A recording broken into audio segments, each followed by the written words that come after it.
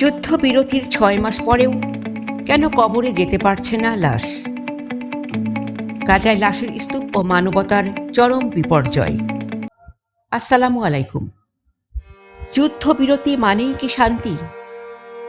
ফিলিস্তিনের গাজা উপত্যকার জন্য এই প্রশ্নটি আজ এক ভয়াবহ উপহাস। ১০ এপ্রিল ২০২৬।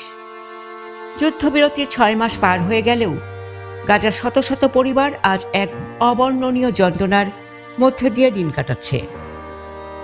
তারা তাদের হারিয়ে যাওয়া প্রিয়জনদের আজও দাফন করতে পারেনি।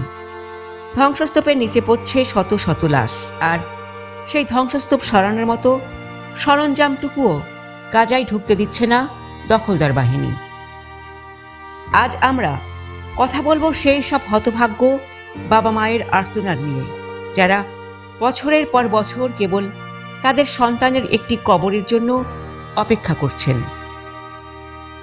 আল জাজিরার রিপোর্ট অনুযায়ী গাজার উত্তর ও মধ্যভাগের এলাকাগুলো আজ এক বিশাল গণকবরে পরিণত হয়েছে। যুদ্ধবিরতি চললেও ইসরায়েলি বাহিনী ভারী যন্ত্রপাতি এবং ফুয়েল সরবরাহে বাধা দিচ্ছে।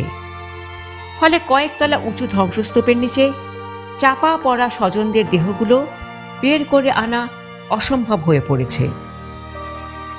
গাজার সিভিল ডিফেন্স কর্মীরা বলছেন, তাদের কাছে না আছে বুলডোজার, না আছে পর্যাপ্ত লোকবল। অনেক ক্ষেত্রে হাত দিয়ে পাথর সরিয়ে পচা গলা দেহ বের করার চেষ্টা করা হচ্ছে, যা জনস্বাস্থ্যের জন্য এক মারাত্মক ঝুঁকি তৈরি করছে। কেবল ধ্বংসস্তূপ নয়, গাজায় এখন মৃতদের শোয়ানোর মতো জমিও অবশিষ্ট নেই। বড় বড় কবরস্থানগুলো হয় বুলডোজার দিয়ে গুঁড়িয়ে দেওয়া হয়েছে, অথবা সেগুলো লাশে পূর্ণ হয়ে গেছে। মানুষ বাধ্য হয়ে বাড়ির আঙিনায়, রাস্তার ধারে, এমনকি ফুটপাতেও প্রিয়জনদের কবর দিচ্ছে।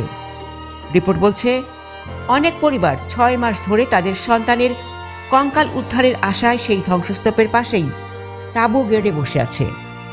তাদের একটাই দাবি, আমরা কেবল আমাদের সন্তানদের সম্মানের সাথে দাফন করতে চাই। যুদ্ধবিরতির চুক্তিতে মানবিক সহায়তার কথা থাকলেও বাস্তব চিত্র ভিন্ন। ইসরায়েলি কঠোর অবরোধের কারণে দাফন কার্যের জন্য প্রয়োজনীয় কফিন কিংবা সরঞ্জাম কিছুই মিলছে না। আন্তর্জাতিক সংস্থাগুলো কেবল বিবৃতি দিলেও গাজার এই লাশের হাহাকার থামাতে পারছে না কেউ। এই কিতাবে আধুনিক সভ্যতার শ্রেষ্ঠ উদাহরণ, যেখানে জীবিতদের পাশাপাশি মৃতদেরও কোনো অধিকার নেই। দর্শক, গাজার এই পরিস্থিতি কি কেবল একটি খবর, নাকি পুরো মানব জাতির এক চরম লজ্জা? যুদ্ধবিরতির নামে এই যে এক নীরব মৃত্যুপুরী তৈরি করে রাখা হয়েছে, এর শেষ কোথায়? ভিডিওটি শেয়ার করে গাজার এই সত্যগুলো বিশ্বের সামনে তুলে ধরুন। আপনার মতামত কমেন্টে জানান। ধন্যবাদ।